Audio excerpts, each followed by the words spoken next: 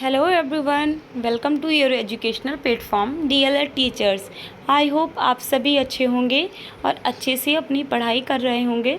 आज हमारा DElEd first semester का जो 5th पेपर है हमारा सोशल साइंस का, उसका हम लोग 5th चैप्टर जो है हमारा महाजनपद काल, इसको डिस्कस करने जा रहे हैं। इससे पहले की क्लासेस में हम चैप्टर 1, 2, 3, 4 कंप्लीट कर चुके हैं, तो आप लोग वो क्लासेस देखना मत भूलिएगा और मेरे साथ में हैंड रिटन नोट्स बनाते चलिएगा, क्योंकि आपके जो हैंड रिटन नोट्स होते हैं वो आपको एग्ज़ाम के टाइम पर बहुत हेल्प करते हैं। ठीक है, तो चलिए स्टार्ट करते हैं हमारी आज की क्लास को। हमारा 5th चैप्टर जो है वो है महाजनपद काल। ठीक है, क्या है? महाजनपद काल। चलिए देख लेते हैं। महाजनपद काल भारत के इतिहास का एक महत्वपूर्ण कालखंड था। क्या था? भारत का जो इतिहास है, जो इसका एक बहुत ही महत्वपूर्ण समय था, बहुत ही महत्वपूर्ण कालखंड था जो महाजनपद काल था। इस काल में भारत में 16 शक्तिशाली राज्य थे। कितने राज्य थे? आपसे क्वेश्चन पूछा जा सकता है कि महाजनपद काल में भारत में जो है कितने राज्य थे, तो आपको बताना है कि 16 शक्तिशाली राज्य थे। ठीक है, जिसे महाजनपद कहा जाता था। ठीक है, इन 16 महाजनपदों में सबसे शक्तिशाली महाजनपद मगध था। अब आपसे ये क्वेश्चन पूछा जा सकता है कि 16 महाजनपदों में सबसे शक्तिशाली जो जनपद था उसका नाम क्या था।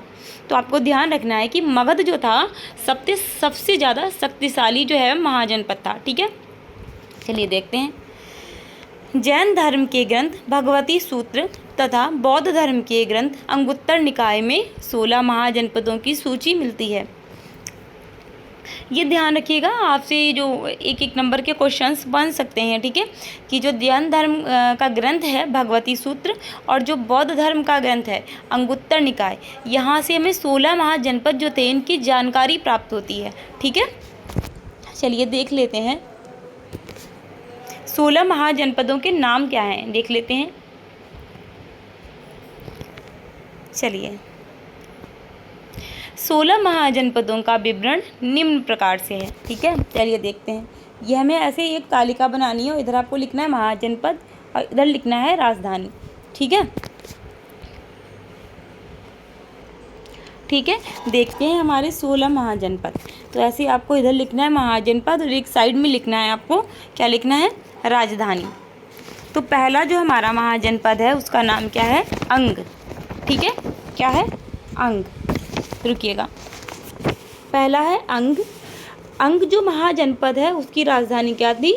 चंपा। ठीक है, क्या थी राजधानी? चंपा। अंग की राजधानी चंपा। मगध की क्या राजधानी थी? गिरिब्रज या राजगृह। ठीक है, गिरिब्रज और राजगृह दो थी। ठीक है, काशी की क्या थी? वाराणसी। काशी की जो महाजनपद था उसकी राजधानी थी वाराणसी। कौशल जो महाजनपद है उसकी राजधानी थी श्रावस्ती। ठीक है, बज्जी महाजनपद की राजधानी थी वैशाली, विदेह, मिथिला। ठीक है, क्या था? वैशाली, विदेह और मिथिला किसकी थी? बज्जी की। अब जो हमारा मल्ल महाजनपद है, तो मल्ल महाजनपद की राजधानी कुशीनगर या कुशावती थी। ठीक है, जो 7th है चेदी, इसकी राजधानी थी शक्तिमती। क्या थी? शक्तिमती। वत्स महाजनपद की राजधानी थी कौशाम्बी। कुरु महाजनपद की राजधानी इंद्रप्रस्थ। पांचाल महाजनपद की राजधानी अहिछत्र। मत्स्य की विराटनगर। शूरसेन की मथुरा। अस्मक की पोटली या पोतन। ठीक है, चलिए आगे बढ़ते हैं।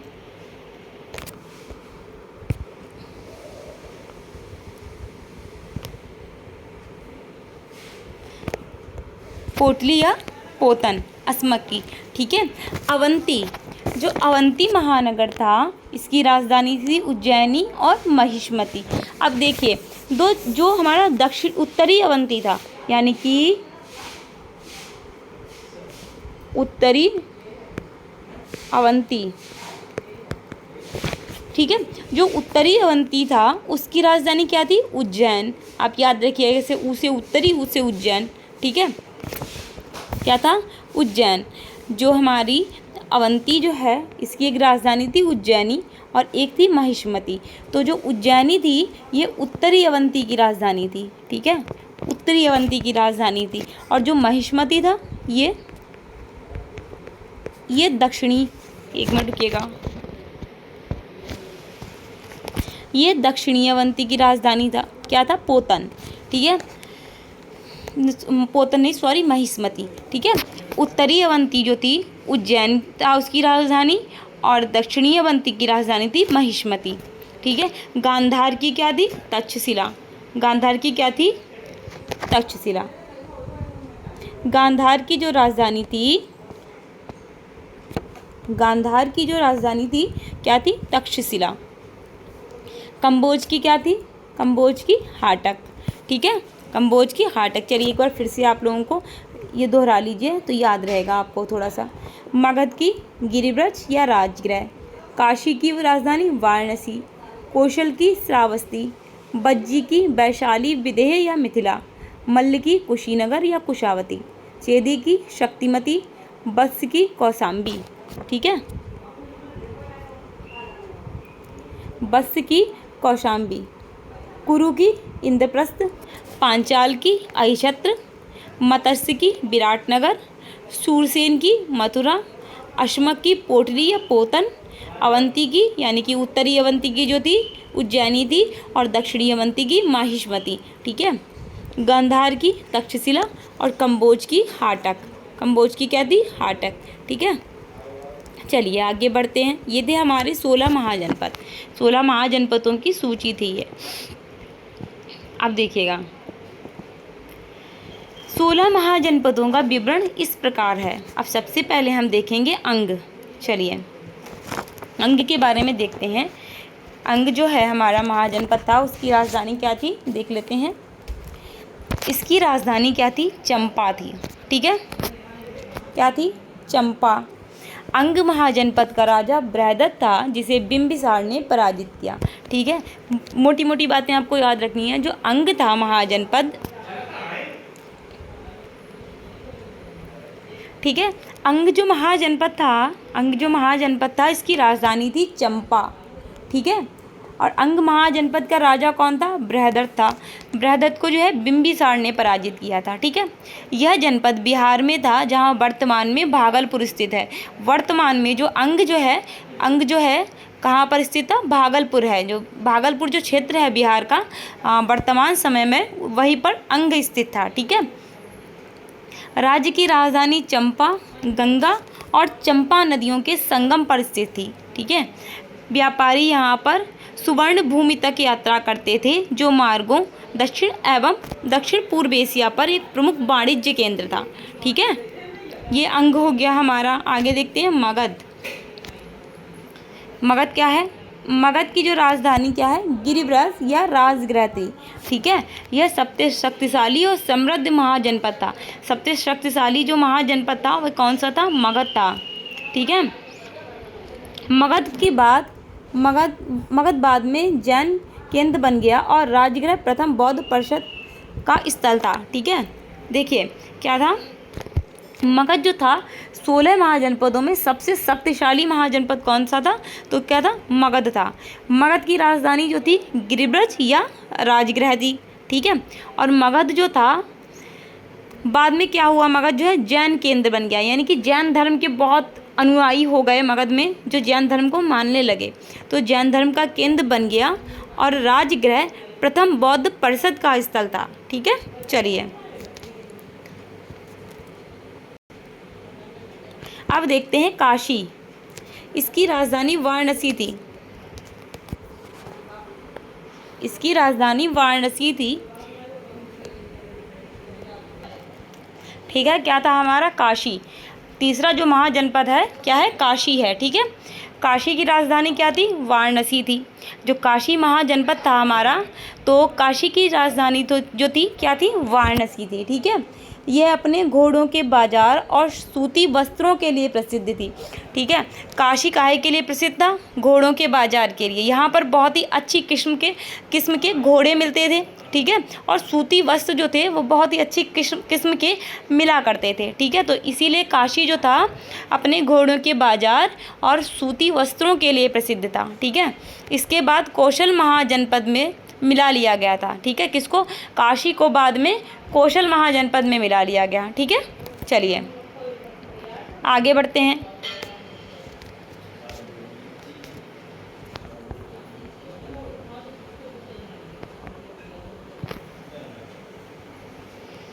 इसके बाद है हमारा कौशल महाजनपद। 2022 में आपसे क्वेश्चन पूछा गया है कौशल महाजनपद से रिलेटेड। ठीक है, तो देख लेते हैं। जो कौशल महाजनपद था हमारा, इसकी राजधानी क्या थी? इसकी राजधानी थी श्रावस्ती। कौशल महाजनपद की राजधानी थी श्रावस्ती। वर्तमान में यह क्षेत्र उत्तर प्रदेश में गोंडा के नाम से जाना जाता है। जो प्रेजेंट टाइम में हमारा गोंडा है, जो उत्तर प्रदेश में स्थित है, इसी को पहले श्रावस्ती कहा जाता था। गोंडा का जो प्राचीन नाम है वो था श्रावस्ती। ठीक है, जो गोंडा था इसको पहले कौशल कहा जाता था। ठीक है, इसका प्राचीन नाम जो था कौशल। तो वर्तमान में जो है ये जो है इसको गोंडा कहा जाता है। ठीक है, ठीक है, क्या था? कौशल। जो कौशल महाजनपद था इसकी राजधानी थी श्रावस्ती, और प्रेजेंट टाइम में जो कौशल है ये गोंडा के नाम से जाना जाता है। ठीक, प्रसन्नजीत यहाँ का प्रमुख शासक था। तो आपको याद रखना पड़ेगा कौशल का जो राजा था उसका नाम था प्रसन्नजीत। ठीक है, चलिए फिफ्थ देखते हैं बज्जी। ठीक है, इसकी राजधानी वैशाली थी। बज्जी की राजधानी क्या थी? वैशाली। क्या थी राजधानी बज्जी की? वैशाली। बज्जियों को अजातशत्रु ने पराजित किया था। देखिए, बज्जी की राजधानी वैशाली थी और जो बज्जी महाजनपद था इसको पराजित करने वाले शासक का नाम अजातशत्रु था। ठीक है, यह जनपद 8 राज्यों की शक्तिशाली संघ का नेतृत्व करता था। ठीक, जिनमें महत्वपूर्ण रास्ते लिच्छवी, विदेह और ज्ञात्रक। ठीक है, जो था 8 राज्यों का शक्तिशाली संघ था। ठीक है, जो 8 राज्यों का जो शक्तिशाली संघ था उसका क्या कौशल महाजनपद जो था नेतृत्व करता था। ठीक, उसमें कौन कौन से थे जो महत्वपूर्ण राज्य थे? वो कौन से थे? लिच्छवी था, विदेह था और ज्ञात्रक था। ठीक, चलिए 6 देखते हैं मल्ली। ठीक है, मल्ल। जो मल्ल महाजनपद था इसकी राजधानी कुशीनगर या कुशावती थी। कुशीनगर को ही कुशावती भी बोल देते थे। ठीक, इसकी राजधानी मल्ल की राजधानी क्या थी? कुशीनगर या कुशावती थी। मल्ल एक लोकतांत्रिक सरकार वाला गणराज्य था। कुशीनगर में महात्मा बुद्ध का महापरिनिर्वाण हुआ। ठीक, देखिए महापरिनिर्वाण क्या होता है? महापरिनिर्वाण होता है कि मृत्यु के बाद जो मोक्ष प्राप्त हो जाता है। तो बौद्ध धर्म में क्या कहा जाता था? मोक्ष प्राप्त करने को महापरिनिर्वाण। जब जब आत्मा शरीर को छोड़कर मोक्ष प्राप्त कर लेती थी उसे कहा जाता था महापरिनिर्वाण। ठीक है, तो जो महात्मा बुद्ध थे हमारे कुशीनगर में ही उनका महापरिनिर्वाण हुआ था, यानी कि उन्होंने मोक्ष की प्राप्ति की थी। ठीक, चलिए 7 देखते हैं। महाजनपद जो था चेदी महाजनपद। ठीक, चेदी महाजनपद था, इसकी राजधानी क्या थी? शक्तिमती थी। राजधानी कौन सी थी? शक्तिमती। यह शहर यमुना नदी के तट पर बसा था। किसके तट पर था? यमुना नदी के तट पर बसा था। ठीक, शक्तिमती राजधानी थी और यमुना नदी के तट पर बसा था। वर्तमान में यह क्षेत्र बुंदेलखंड में स्थित है। चेदी जो महाजनपद था वर्तमान में ये बुंदेलखंड में स्थित है। ठीक है, ऋग्वेद में इसका उल्लेख मिलता है। इस महाजनपद का उल्लेख जो है हमें ऋग्वेद में मिलता है। महाभारत काल में शिशुपाल यहाँ का राजा था। शिशुपाल जो राजा था महाभारत काल में जो था शिशुपाल जो है चेदी महाजनपद जो था उसका शासक था, राजा था। ठीक, चलिए 8 देखते हैं। वत्स। इसकी राजधानी क्या थी? कौशाम्बी। हमारा 8वां महाजनपद जो है इसकी राजधानी थी कौशाम्बी। वत्स का सबसे प्रमुख शासक कौन था? उदयन था। उदयन जो राजा था वत्स का शासक था। ठीक है, सबसे प्रमुख शासक हुआ है उदयन। बुद्ध के स्वर्गारोहण के बाद सम्राट उदयन ने बौद्ध धर्म को राज्य धर्म के रूप में अपना लिया। जब गौतम बुद्ध की मृत्यु होने के पश्चात, जब उनको महापरिनिर्वाण हो गया गौतम बुद्ध का, अर्थात मृत्यु हो गई, उसके बाद जो उदयन था उसने वत्स को बौद्ध धर्म को राज्य का जो धर्म के रूप में माना, जो राज्य था उसमें बौद्ध धर्म जो है प्रमुख धर्म मान लिया था। ठीक, वर्तमान में यह महाजनपद इलाहाबाद और उसके विस्तृत क्षेत्र में फैला हुआ है। वत्स महाजनपद जो है वर्तमान में इलाहाबाद में माना जाता है, यानी कि प्रयागराज में। ठीक है, चलिए अब देखते हैं कुरु। जो कुरु महाजनपद था, 2015 में आपसे क्वेश्चन पूछा गया है कुरु महाजनपद के बारे में। इसकी राजधानी क्या थी? इंद्रप्रस्थ थी। कुरु महाजनपद की राजधानी इंद्रप्रस्थ थी। यह महानगर मेरठ के समीप दिल्ली के पड़ोस में था। इस महाजनपद के प्रमुख शहर हस्तिनापुर और इंद्रप्रस्थ थे। तो हस्तिनापुर और इंद्रप्रस्थ, ये भी महाभारत काल में आपने सुने होंगे, हस्तिनापुर और इंद्रप्रस्थ। ठीक, तो कुरु महाजनपद की राजधानी इंद्रप्रस्थ थी। यह महाजनपद मेरठ के समीप दिल्ली के पड़ोस में था। ठीक, इस महाजनपद के प्रमुख शहर हस्तिनापुर और इंद्रप्रस्थ थे। अब देखते हैं पांचाल। ठीक, पांचाल की राजधानी क्या है? इसकी राजधानी अहिच्छत्र थी। यह आधुनिक रोहेलखंड और केंद्रीय दोआब का एक हिस्सा है। ठीक, केंद्रीय दोआब यानी कि दो जगहों का जो बीच का क्षेत्र होता है। दोआब क्या है? कोई दो स्थान ले लीजिए, उनके बीच का जो क्षेत्र होता है उसको क्या बोलते हैं? दोआब बोलते हैं। तो जो केंद्रीय स्थान है ना, उसके बीच का दोआब है, दोआब में था ये स्थित था। ठीक है, इसकी राजधानी अहिच्छत्र थी। यह आधुनिक रोहेलखंड और केंद्रीय दोआब का एक हिस्सा था। ठीक, चलिए आगे देखते हैं मत्स्य महाजनपद। इसकी राजधानी विराटनगर थी। विराट इसके संस्थापक थे। मत्स्य जो था, विराटनगर जो है राजधानी थी मत्स्य महाजनपद की, और इसके जो संस्थापक थे उनका नाम भी विराट था। यह वर्तमान में जयपुर, अलवर और भरतपुर के विस्तृत क्षेत्र में फैला हुआ है। ठीक है, यानी कि ये कहाँ पर है? राजस्थान में प्रेजेंट टाइम में पड़ता है। राजस्थान के कौन से क्षेत्र में? जयपुर, अलवर और भरतपुर में। ठीक है, चलिए ठीक, सूरसेन महाजनपद जो था, इसकी राजधानी क्या थी? मथुरा थी। सूरसेन की राजधानी मथुरा थी। यह स्थान मेगास्थनीज के समय में कृष्ण पूजा का केंद्र था। मेगास्थनीज जब भारत आया था उस समय जो सूरसेन था, सूरसेन महाजनपद था, वहाँ पर श्री कृष्ण की पूजा बहुत अधिक मात्रा में होती थी। ठीक है, तो ये श्री कृष्ण की पूजा का केंद्र था। ठीक, अब देखते हैं नेक्स्ट अस्मक। इसकी राजधानी पोटली या पोतन थी। क्या थी राजधानी? पोटली या पोतन थी। ये गोदावरी के तट पर स्थित था। अस्मक महाजनपद जो है गोदावरी के तट पर स्थित था और इसकी राजधानी पोटली या पोतन थी। ठीक, चलिए आगे देखते हैं अवंती। अवंती क्या है? इसकी राजधानी उज्जैनी थी। यह वर्तमान मालवा और मध्य प्रदेश राज्यों में था। देखिए अवंती राजधानी, अवंती जो महाजनपद था इसकी राजधानी क्या थी? उज्जैनी थी। और जो वर्तमान का क्षेत्र है वो क्या है? मालवा और मध्य प्रदेश राज्य जो हैं वो इसके वर्तमान क्षेत्र हैं। मतलब कि जब ये स्थित था तो ये यही क्षेत्र लगते थे, मालवा और मध्य प्रदेश। प्रघोत एक शक्तिशाली शासक था। ठीक है, प्रघोत जो था शक्तिशाली राजा था यहाँ का, अवंती का। ठीक, अब देखते हैं गांधार। गांधार, इसकी राजधानी क्या थी? गांधार की, गांधार जो महाजनपद था, गांधार महाजनपद की राजधानी तक्षशिला थी। वर्तमान में गांधार पाकिस्तान और रावलपिंडी क्षेत्र में स्थित है। ठीक, गांधार की राजधानी क्या थी? तक्षशिला थी। और जो प्रेजेंट टाइम में इसका अगर क्षेत्र देखा जाए ये कहाँ पर था स्थित? तो पाकिस्तान के रावलपिंडी क्षेत्र में था। ठीक, चलिए आगे देखते हैं। हमारा जो 16वां और लास्ट महाजनपद है वो है कम्बोज। ठीक, कम्बोज महाजनपद जो है वो हमारा लास्ट महाजनपद है। तो इसकी राजधानी क्या थी? हाटक।